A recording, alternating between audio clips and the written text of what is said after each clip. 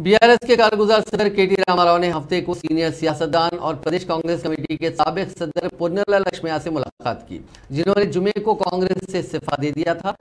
KTR John ने लक्ष्मैया को BRS में शमूलियत की दावत दी। बादशाह मीडिया से कहा कि पुन्नरलाल लक्ष्मैया बीआरएस सदर और चीफ मिनिस्टर चंद्रशेखर राव से इतवार को मुलाकात करते हुए अपने मंसूबों पर तबादला ख्याल करेंगे। ये कहते हुए कि लक्ष्मैया के साथ कांग्रेस में इंतहाई अहानत आमेज सलूक किया गया। बीआरएस के कारगुजार सदर ने निशानदेही की कि लक्ष्मैया एक सीनियर सियासतदान है और उन्हें बीआरएस में शमूलियत की दावत दी गई है। तकरीबन 40 साल से वो सियासत में है, लेकिन उनका किरदार इंतहाई साफ है। नासा में साबिक में वो इंजीनियर की हैसियत से खिदमत अंजाम दिया करते थे, लेकिन अवामी खिदमत के लिए उन्होंने सियासत से वाबस्तगी इख्तियार की।